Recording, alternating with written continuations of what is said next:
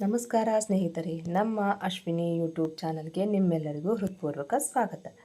ಪ್ರೇಮಯಾನ ಕಥೆಯ 14ನೇ ಅಧ್ಯಾಯ ನಿಮ್ಮೆಲ್ಲರಿಗೂ ಇಷ್ಟವಾಗಿದೆ ಅಂತ ಭಾವಿಸ್ತೇನೆ.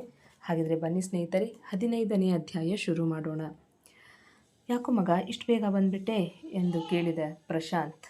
ಭರತ್ ಬೇಗನೆ ರೂಮಿಗೆ ಬಂದಿದ್ದು ನೋಡಿ, ಯಾಕೋ ತಲೆ ತುಂಬ ನೋಯ್ತಿತ್ತು, ಅದಕ್ಕೆ ಹಾಫ್ ಡೇ ಲೀವ್ ತೊಗೊಂಡು ಬಂದೆ. ನೀನು ಊಟ ಮಾಡಿದ್ಯಾ, ಮಾತ್ರೆ ತೊಗೊಂಡ್ಯಾ ಎಂದು ಕಾಳಜಿಯಿಂದ ಕೇಳಿದ ಭರತ್. ಹ್ಞೂ ಮಗ, ಊಟ ಮಾಡಿ ಮಾತ್ರೆ ತೊಗೊಂಡೆ. ಮಗ, ನಾನೊಂದು ಮಾತು ಕೇಳಲ್ಲ ಎಂದಾಗ, ಕೇಳು ಮಗ, ಅದಕ್ಕೇನಂತೆ ಎಂದ ಭರತ್. ನೀನು ಸುಳ್ಳು ಹೇಳಬಾರ್ದು ಎಂದಾಗ, ಇಲ್ಲ ಮಗ, ನಾನು ಸುಳ್ಳು ಹೇಳಲ್ಲ, ಅದೇನಂತ ಕೇಳು ಎನ್ನಲು, ನಿಜವಾಗ್ಲೂ ನೀನು ನನ್ನಿಂದ ಯಾವ ವಿಷಯನೂ ಮುಚ್ಚಿಟ್ಟಿಲ್ಲ ಅಲ್ವಾ ಎಂದಾಗ ಭರತ್ಗೆ ಕುಡಿಯುತ್ತಿದ್ದ ನೀರು ನೆತ್ತಿಗೆ ಹತ್ತಿತು.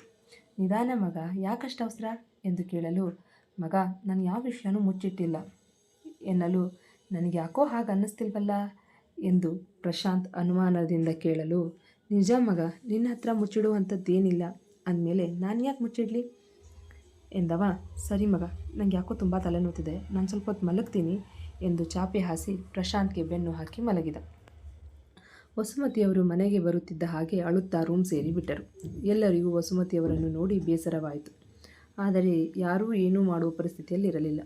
ನಂದನ್ ಮಡದಿಯನ್ನು ಎಷ್ಟೇ ಮಾತನಾಡಿಸಲು ಪ್ರಯತ್ನ ಮಾಡಿದರೂ ವಸುಮತಿಯವರ ಬಾಯಿಂದ ಒಂದು ಶಬ್ದ ಆಚೆ ಬರಲಿಲ್ಲ. ಡ್ಯಾಡ್, ಭರತ್ ವಿಷಯದಲ್ಲಿ ಯಾಕಿಷ್ಟು ಕೋಪ, ಹಠ? ಅವನು ಇಂಡಿಯಾದಲ್ಲೇ ಓದಬೇಕು ಅನ್ನೋದು ಅವ್ನು ಚಿಕ್ಕಂದಿನಿಂದ ಇರೋ ಆಸೆ ಆಗಿತ್ತು. ಆದರೆ ನೀವು ಅವನನ್ನು ಲಂಡನ್ನಲ್ಲಿಟ್ಟು ಓದಿಸಿದ್ರಿ. ಇನ್ನೇನು 1 ವರ್ಷ ಆಯಿತು ಅಂತ ಬಂದಿದ್ದಷ್ಟೇ. ಅಷ್ಟಕ್ಕೆ ನೀವು ಕೋಪ ಮಾಡ್ಕೊಂಡು ಹೀಗೆ ಜಿದ್ದು ಸಾಧಿಸಿದ್ರೆ ಹೇಗೆ ಡ್ಯಾಡ್? ಮಾಮ್ ಪ್ರತಿದಿನ ಕಣ್ಣೀರು ಹಾಕ್ತಿದ್ದಾರೆ. ನನಗೂ ನನ್ನ ತಮ್ಮ ನಮ್ಮ ಜೊತೆ ಇರಬೇಕು ಅಂತ ಆಸೆ ಇರಲ್ವಾ? ಎಲ್ಲ ಇದ್ದು ಯಾರೂ ಇಲ್ದವ್ರ ಹಾಗೆ ದುಡಿದು ತನ್ನ ಹೊಟ್ಟೆ ಬಟ್ಟೆ ವಿದ್ಯೆ ನೋಡ್ಕೊಳ್ಳೋದು ಅಷ್ಟು ಸುಲಭ ಅಲ್ಲ. ಅವನಿಗೆ ಯಾಕೆ ಈ ಥರ ಶಿಕ್ಷೆ ಎಂದು ಕೇಳಲು, ನಂದನ್ ಅವರ ಮಗನ ಮಾತಿಗೆ ಏನೂ ಹೇಳದೆ ಎದ್ದು ಹೊರಡಲು ಅನುವಾದರು. ಡ್ಯಾಡ್, ನಿಮ್ಮನ್ನೇ ಕೇಳ್ತಿರೋದು. ಪ್ರತಿ ಸಾರಿ ನೀವು ಹೀಗೆ ಈ ವಿಷಯದಿಂದ ತಪ್ಪಿಸ್ಕೊಳ್ಳೋದಕ್ಕಾಗಲ್ಲ. ಪ್ಲೀಸ್ ಡ್ಯಾಡ್, ಭರತ್ನ ವಾಪಸ್ ಮನೆಗೆ ಕರೀರಿ. ಮಾಮ್ಗೋಸ್ಕರನಾದರೂ ಮನೆಗೆ ಬರೋದಕ್ಕೆ ಹೇಳಿ ಡ್ಯಾಡ್ ಎಂದರೆ, ನೋಡು ಗೌತಮ್, ಇದನ್ನೆಲ್ಲ ನಿನಗೆ ಹೇಳೋ ಅವಶ್ಯಕತೆ ಇಲ್ಲ. ಸುಮ್ಮನೆ ಈ ವಿಷಯದ ಬಗ್ಗೆ ಚರ್ಚೆ ಬೇಡ ಎನ್ನಲು, dad please dad, listen to me ಎಂದು ಕರೆಯುತ್ತಿದ್ದರು. ಕೇಳದೆ ತಮ್ಮ ರೂಮಿಗೆ ಹೊರಟು ಬಿಟ್ಟರು. ಈ ಡ್ಯಾಡ್ ಯಾಕೆ ಈ ರೀತಿ ಎಲ್ರಿಗೂ ನೋವು ಕೊಡ್ತಿದ್ದಾರೆ, ಜೊತೆಗೆ ನಾವು ಕೂಡ ನೋವು ಅನುಭವಿಸ್ತಿದ್ದಾರೆ ಎನ್ನಲು, ಸಮಾಧಾನ ಮಾಡ್ಕೊಳ್ಳಿ, ಸ್ವಲ್ಪ ದಿನ ನೀವು ಈ ವಿಷಯದ ಬಗ್ಗೆ ಮಾತನಾಡಲೇಬೇಡಿ ಎಂದಳು ರಾಧಾ. ಇನ್ನೂ ಎಷ್ಟು ದಿನ ಅಂತ ಬಾಯಿ ಮುಚ್ಕೊಂಡಿರೋದು? ನೀನೇ ನೋಡ್ತಿದ್ದೀಯಲ್ಲ, ಮಾಮ್ ದಿನ ಕಣ್ಣೀರು ಹಾಕೋದು. ನನಗೆ ಒಂದು ಅರ್ಥ ಆಗ್ತಿಲ್ಲ, ಭರತ್ ಏನಂಥದ್ದು ಮಾಡಿದ್ದಾನೆ ಅಂತ ಡ್ಯಾಡ್ ಇಷ್ಟೊಂದು ಹಠ ಸಾಧಿಸ್ತಿರೋದು ಎನ್ನಲು, ಏನಾದರೂ ವಿಷಯ ಇರಬಹುದು, ಅದಕ್ಕೆ ಮಾವ ಭರತ್ ವಿಷಯದಲ್ಲಿ ಅಷ್ಟೊಂದು ಕಠೋರವಾಗಿ ನಡ್ಕೊಳ್ತಿರ್ಬೇಕು ಎಂದಾಗ, ಏನು ವಿಷಯ ಇರುತ್ತೆ? ಅದೇ ತಾನೇ ಅವ್ರ ಮಾತು ಮೀರಿ ಇಂಡಿಯಾಕ್ಕೆ ವಾಪಸ್ ಬಂದಿರೋದು ಎನ್ನಲು, ನನಗೆ ಯಾಕೋ ಹಾಗೆ ಅನ್ನಿಸ್ತಿಲ್ಲ ವಿಷಯ ಬೇರೇನೋ ಇದೆ ಅಂತ ಅನ್ನಿಸ್ತಿದೆ.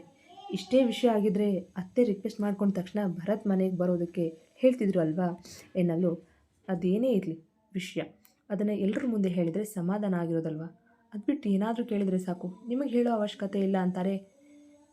ಇದೆಲ್ಲ ಯಾವಾಗ ಸರಿ ಹೋಗುತ್ತೋ ಎಂದು ಬೇಸರಿಸಿಕೊಂಡು ಗೌತಮ್ ಕೂಡ ರೂಮಿಗೆ ಹೋದ. ಅದೊಂದು ವಾರಣಾಸಿಯ ಮಣಿಕರ್ಣಿಕಾ ಘಾಟ್, ಗಂಗಾ ನದಿಯ ತಟದಲ್ಲಿ ಇರುವ ಸ್ಮಶಾನ. ಅಲ್ಲಿ ಅಘೋರಿಯೊಬ್ಬ ಮಧ್ಯರಾತ್ರಿ 2 ಗಂಟೆಯ ಸಮಯ ಮೈತುಂಬೆಲ್ಲ ಸುಟ್ಟ ಬೂದಿಯಾಗಿರುವ ಶವದ ಬೂದಿಯನ್ನು ಬಳಿದುಕೊಂಡಿರುವನು. ಅವನ ಕಪ್ಪು ದಪ್ಪ ಜಟೆಯು ಆಲದ ಮರಗಳ ಬೇರುಗಳಂತೆ ಬೆಳೆದಿವೆ. ನೆತ್ತಿಯಲ್ಲಿ ತುರುಬು ಕಟ್ಟಿ ಮಿಕ್ಕ ಜಟೆಯನ್ನು ಹಾಗೆ ಇಳಿಬಿಟ್ಟ. ಅವನ ಕಣ್ಣುಗಳು ಬೆಂಕಿಯುಂಡೆಗಳು ಉಗುಳುವಂತಿವೆ. ಕೋರೆಯಂತಿರುವ ಹಲ್ಲುಗಳನ್ನು ಕಟಕಟಿಸುತ್ತಾ ಮಣಮಣ ಎಂದು ಏನೂ ಅರ್ಥವಾಗದ ಭಾಷೆಯಲ್ಲಿ ಮಂತ್ರಗಳ ಪಠನೆ ಮಾಡುತ್ತಾ ಎದುರಿರುವ ಅಗ್ನಿಕುಂಡಕ್ಕೆ ಭಸ್ಮ ಮತ್ತು ತೈಲವನ್ನು ಹಾಕುತ್ತಿದ್ದಾನೆ. ಆ ಬೆಂಕಿ ಕೆನ್ನಾಲಿಗೆ ಚಾಚಿ ಆಕಾಶವನ್ನೇ ಮುತ್ತುತ್ತಿರುವಂತೆ ಹಬ್ಬಿದೆ. ಈ ರೀತಿಯ ಪೂಜೆ ಹೋಮಕ್ಕೆ ಸ್ಮಶಾನದಲ್ಲಿ ವಾಸಿಸುತ್ತಿದ್ದ ಮೃತದೇಹಗಳ ಅಸ್ಥಿ, ಚಿತೆಗಳು ಮತ್ತು ಶವ ಸಂಸ್ಕಾರಗಳಿಗಾಗಿ ಸಂಬಂಧಿಸಿದ ವಸ್ತುಗಳನ್ನೇ ಪೂಜೆಗೆ ಬಳಸುತ್ತಿದ್ದ. ಅವನು ಮಂತ್ರಗಳ ಪಠನೆ ಮಾಡುತ್ತಾ ಎದುರಿರುವ ಅಗ್ನಿಕುಂಡಕ್ಕೆ ಭಸ್ಮ ಮತ್ತು ತೈಲವನ್ನು ಹಾಕುತ್ತಿದ್ದಂತೆ ಅವನು ಬಂಧಿಸಿಟ್ಟಿದ್ದ ಆತ್ಮಗಳು ಕೋಪ, ರೋಷ, ದುಃಖದಿಂದ, ಕಪಾಲಿ, ಬಿಟ್ಬಿಡು ನಮ್ಮನ್ನು, ಯಾಕೆ ಹಿಂಸೆ ಕೊಡ್ತಿದ್ಯಾ? ಇನ್ನು ಎಷ್ಟು ದಿನ ನಮಗೆ ಈ ಸಹವಾಸ? ನಾವು ನೀನು ಹೇಳಿದ ಹಾಗೆ ಕೇಳಿದ್ದೀವಿ ತಾನೇ, ಈಗ ನಮಗೆ ನಿನ್ನಿಂದ ಬಿಡುಗಡೆ ಬೇಕು ಎಂದು ಪರಿಪರಿಯಾಗಿ ಬೇಡಿಕೊಳ್ಳುತ್ತಿದ್ದವು. ಕಪಾಲಿ, ನಿನಗೆ ಕೈ ಮುಗಿತೀನಿ, ನನ್ನನ್ನು ಬಿಟ್ಬಿಡು. ನಾನು ಬಂದಿದ್ದು ನನ್ನ ಸೇಡು ತೀರಿಸ್ಕೊಳ್ಳೋದಕ್ಕೆ. ಇಷ್ಟು ದಿನ ನನ್ನನ್ನು ಬಂಧಿಸಿ ನಿನಗೇನು ಬೇಕು ಅದನ್ನೆಲ್ಲ ಮಾಡಿಸ್ಕೊಂಡಿದ್ದೀಯ. ನೀನು ಹೇಗೆ ಹೇಳಿದ್ಯೋ ಹಾಗೆ ಕೇಳಿದ್ದೀನಿ. ಇನ್ನಾದರೂ ನನ್ನನ್ನು ನಿನ್ನ ಬಂಧನದಿಂದ ಬಿಡುಗಡೆಗೊಳಿಸು ಎಂದು ಒಂದು ಹೆಣ್ಣು ಆತ್ಮ ಬಹುದಿನಗಳಿಂದ ಬೇಡಿಕೊಳ್ಳುತ್ತಿತ್ತು. ಆದರೆ ಅವನು, ಏ ಹೆಣ್ಣೆ, ನನ್ನಿಂದ ಸದ್ಯಕ್ಕೆ ಬಿಡುಗಡೆ ಇಲ್ಲ ಅಂತ ಎಷ್ಟು ಸಾರಿ ಹೇಳಿದ್ದೀನಿ, ಮತ್ತೆ ಮತ್ತೆ ಅದನ್ನೇ ಹೇಳಬೇಡ ಎಂದು ಗದರಲು, ಹಾಗೆ ಹೇಳಬೇಡ ಕಪಾಲಿ. ನಾನು ಇಷ್ಟು ವರ್ಷದಿಂದ ನನ್ನೊಳಗೆ ಸೇಡಿನ ಜ್ವಾಲೆ ಇಟ್ಕೊಂಡು ಬೇತಿದ್ದೀನಿ. ನನ್ನ ಸೇಡು ತೀರೋವರೆಗೂ ನನ್ನ ಆತ್ಮಕ್ಕೆ ಮುಕ್ತಿ ಇಲ್ಲ. ಬೇಕಿದ್ರೆ ನೀನು ಹೇಳಿದ ಹಾಗೆ ಕೇಳ್ತೀನಿ. ದಯವಿಟ್ಟು ನಿನ್ನ ಬಂಧನದಿಂದ ಮುಕ್ತಗೊಳಿಸು ಎಂದು ಕಣ್ಣೀರಿಡುತ್ತಾ ಕೈ ಮುಗಿದು ಬೇಡಿಕೊಳ್ಳುತ್ತಿದ್ದಳು. ಸರಿ, ನಾನು ನಿನ್ನನ್ನು ಬಿಡುಗಡೆ ಮಾಡ್ತೀನಿ. ಆದರೆ ನೀನು ಹೇಗೆ ಸೇಡು ತೀರಿಸ್ಕೊಳ್ತೀಯ? ಅವ್ರು ಯಾರು ಅಂತ ಗೊತ್ತಾ? ಎಲ್ಲಿದ್ದಾರೆ ಅಂತ ಗೊತ್ತಾ ಎಂದು ಪ್ರಶ್ನಿಸಲು, ಅದಕ್ಕೆ ನೀನು ನನಗೆ ಸಹಾಯ ಮಾಡು, ಆಮೇಲೆ ನಾನು ನಿನಗೆ ಸಹಾಯ ಮಾಡ್ತೀನಿ. ಇಷ್ಟು ವರ್ಷ ನನ್ನನ್ನು ಕೂಡಿಟ್ಟು ಏನು ಸಾಧಿಸಿದೆಯಾ? ಇದರಿಂದ ನಿನಗೇನು ಲಾಭ ಎಂದು ಕೇಳಲು, ಲಾಭ ಎಂದು ಗಹಗಹಿಸಿ ನಗುತ್ತಾ, ನನ್ನ ಪಥವು ಮರಣ ಮತ್ತು ಜೀವನದ ಸತ್ಯವನ್ನು ಅರಿಯುವುದಾಗಿದೆ. ನನಗೆ ಸಾವು ಬರದಂತೆ ಚಿರಂಜೀವಿ ಆಗುವ ಹೆಬ್ಬಯಕೆ ಜೊತೆಗೆ ಇಡೀ ವಿಶ್ವವನ್ನೇ ಆಳುವವನಾಗಬೇಕೆಂಬ ಮಹದಾಸೆ ಇದೆ.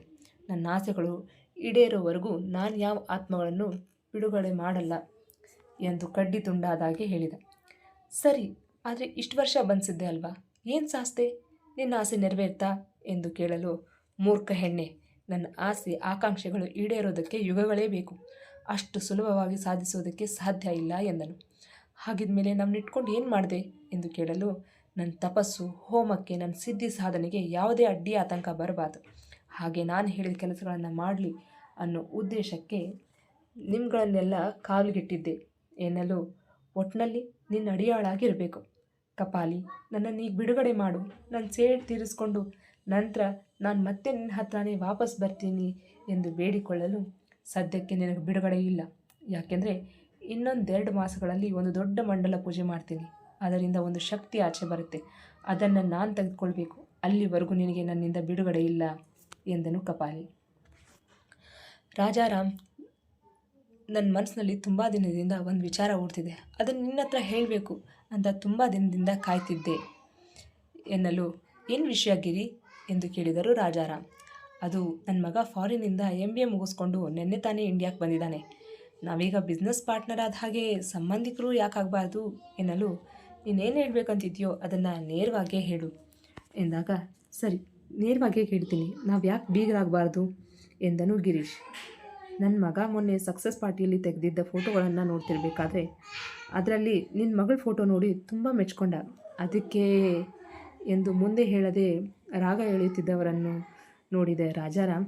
ಅದಕ್ಕೆ ಎಂದು ಕೇಳಲು, ನಿನ್ನ ಮಗಳನ್ನು ನಮ್ಮ ಮನೆ ಸೊಸೆಯ ಕಳಿಸ್ಕೊಡ್ತೀಯಾ ಎಂದಿದ್ದು ಕೇಳಿ ಸ್ವಲ್ಪ ಹೊತ್ತು ಮೌನವಾಗಿ ಬಿಟ್ಟರು ರಾಜಾರಾಮ್. ಯಾಕೆ ರಾಜಾರಾಮ್, ನಾನು ಹೇಳಿದ್ರಲ್ಲಿ ತಪ್ಪಿದ್ದೀಯಾ ಎಂದು ಕೇಳಲು, ತಪ್ಪಂತಲ್ಲ, ನನ್ನ ಮಗಳನ್ನು ಒಂದು ಮಾತು ಕೇಳಬೇಕು. ಅವಳೊಪ್ಪಿದ್ರೆ ನನಗೆ ಯಾವ ಅಭ್ಯಂತರವೂ ಇಲ್ಲ ಎಂದರು ರಾಜಾರಾಮ್. ಸರಿ, ಹಾಗಿದ್ರೆ ನಾಳೆನೇ ಇಬ್ಬರು ಮೀಟ್ ಮಾಡಲಿ ಅಲ್ವಾ ಎನ್ನಲು, ನೋಡೋಣ ಗಿರಿ, ನನ್ನ ಮಗಳ ಜೊತೆ ಒಂದು ಸಾರಿ ಮಾತಾಡ್ತೀನಿ. ಆದರೆ ಅವಳು ಇದೊಂದು ವರ್ಷ ಮುಗಿದ್ರೆ ಅವಳು MBA ಮುಗಿಯತ್ತೆ ಎನ್ನಲು, ಓ ಹೌದಾ, ಅದಾದಮೇಲೆ ಅವರಿಬ್ಬರಿಗೂ ಒಪ್ಪಿಗೆ ಆದರೆ ಮುಂದಿನ ಮಾತುಕತೆ ಬಗ್ಗೆ ಯೋಚಿಸಿದರೆ ಆಯಿತು ಬಿಡು ರಾಜಾರಾಮ್ ಎಂದನು ಗಿರೀಶ್. ಸರಿ ಗಿರಿ ಎಂದು ಆ ವಿಷಯಕ್ಕೆ ವಿರಾಮವಿಟ್ಟು ಕೆಲಸದ ಕಡೆ ಗಮನ ಹರಿಸಿದರು. ಗಿರೀಶ್ ಇವರು ರಾಜಾರಾಮ್ ಬಿಸ್ನೆಸ್ ಪಾರ್ಟ್ನರ್. ಸತತ 5 ವರ್ಷಗಳಿಂದ ಇಬ್ಬರು ಒಟ್ಟಿಗೆ ವ್ಯವಹಾರ ನಡೆಸುತ್ತಿದ್ದಾರೆ. ಗಿರೀಶ್ ಇವರ ಒಬ್ಬನೇ ಮಗ ರಂಜಿತ್. ತಂದೆ ಬಿಸ್ನೆಸ್ ಫೀಲ್ಡ್ನಲ್ಲಿ ಇರೋದ್ರಿಂದ ಮಗನ್ನ ಅದೇ ಫೀಲ್ಡ್ಗೆ ತರಲು MBA ಮಾಡಿಸಲು ಫಾರಿನ್ಗೆ ಕಳುಹಿಸಿದ್ದರು. ಅವನು ಕೂಡ ಫಾರಿನ್ನಲ್ಲಿ MBA ಮುಗಿಸಿ ನಿನ್ನೆಯಷ್ಟೇ ಭಾರತಕ್ಕೆ ಬಂದಿದ್ದಾನೆ. ಗಿರೀಶ್ಗೆ ರಾಜಾರಾಮ್ ಅವರ ಮಗಳನ್ನು ತಮ್ಮ ಮಗನಿಗೆ ತಂದುಕೊಳ್ಳಬೇಕೆಂಬುದು ಬಹುದಿನಗಳ ಆಸೆ. ಆ ಆಸೆ ಈಡೇರಲು ಈಗ ಸುಸಮಯ ಬಂದಿದೆ ಎಂದು ತಮ್ಮ ಮಗನ ಪ್ರಪೋಸಲ್ನ ರಾಜಾರಾಮ್ ಅವರ ಮುಂದೆ ಇಟ್ಟಿದ್ದ. ಒಬ್ಬಳೇ ಮಗಳು, ರೂಪದಲ್ಲಿ ದಂತದ ಗೊಂಬೆಯೇ ಸರಿ, ತಮ್ಮ ಅಂತಸ್ತಿಗೆ ತಕ್ಕಂತೆ ಇರುವಳು. ಜೊತೆಗೆ ರಾಜಾರಾಮ್ ಅವರ ಸಮಸ್ತ ಆಸ್ತಿ ಪಾಸ್ತಿ ಎಲ್ಲ ಭರಣಿಗೆ ಸೇರುತ್ತೆ. ಆಗ ಆ ಆಸ್ತಿ ಕೂಡ ನಮ್ಮದೇ ಆಗತ್ತೆ ಅನ್ನೋ ದುರಾಸೆ. ಮುಂದುವರಿಯುವುದು. ಕೇಳಿದ್ರಲ್ವಾ ಸ್ನೇಹಿತರೆ, ಪ್ರೇಮಯಾನ ಕಥೆಯ 15ನೇ ಅಧ್ಯಾಯ ನಿಮ್ಮೆಲ್ಲರಿಗೂ ಇಷ್ಟವಾಗಿದೆ ಅಂತ ಭಾವಿಸ್ತೇನೆ.